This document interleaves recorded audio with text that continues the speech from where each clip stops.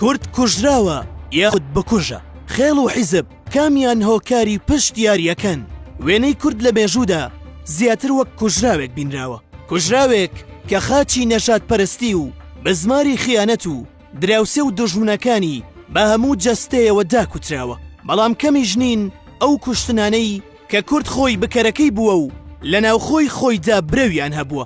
لە سەدەکانی پێشوودا کوردستان بەسەر چەند خێڵێکدا دابەش بووە. شەڕی نێوان ئەم خێڵانە زنجیرەیەک کوشتنی تێدا تۆمار کراوە کە هەمیشە بیانوەکانیان پەیوەست بووە بە دوژمنایەتی نێوان خێڵەکانەوە. بەڵام کوشتنی سەردەمی خێڵ حاڵەت بووە و بەوەی نەبوونی هۆیەکانی گواستنەوەی هەواڵەوە لەو سەردەمانەدا کەمتر بەرگوێ کەوتووە و وەک دیاردەیەکی فراوان لە کوردستاندا ڕەواجی نەبووە. بەڵام ئێستا لە سەردەمی کاڵبوونەوەی عەقڵیەتی خێڵ و تۆخبوونەوەی حیزبدا کوشتنەکان بوونەتە دیاردە. کاتێکیش لە ڕووداوەکان ورد دەبینەوە هەمیشە کەسی بکوژ پشت ئەستورە بە یەکێک لەو حیزبە فەرمانڕەوایانەی کوردستان. حیزب خۆی هەم وەک بیرۆکە و هەم وەک پراکتیزە ڕێگە خۆشکەرێکی ئاشکرایە بۆ ئەو هەموو ڕووداوی کوشتنەی لە کوردستاندا ڕوودەدەن.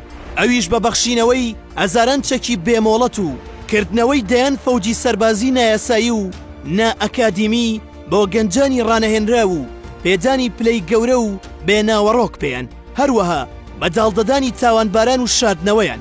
لە گۆشەیەکی تریشەوە میدیای بینرا و بیسرا و زۆر بە خێرایی هەواڵەکان دەگوازێتەوە و دەستی هەیە لە ئاساییکردنەوەی دیاردەکەدا. بە جۆرێک هەر یەک لەو ڕووداوانە ڕێگە خۆشکەرە بۆ ڕووداوی دوای خۆی.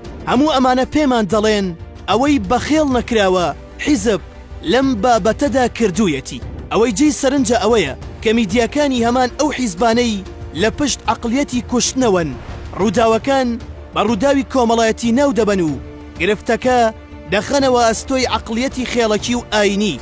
لە کاتێکدا ئەوەی بزوێنەری ئەم جۆرە خوڕۆشە بکوژەیە خودی ئاسانکاریەکانی حیزب و کردنەوەی دەرگای گۆڕەپانەکەیە بۆیان.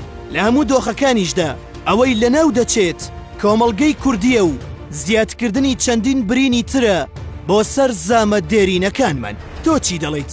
ئایا پێت وایە کێ بەرپرسی یەکەمە لە ڕووداوەکانی کوشتن؟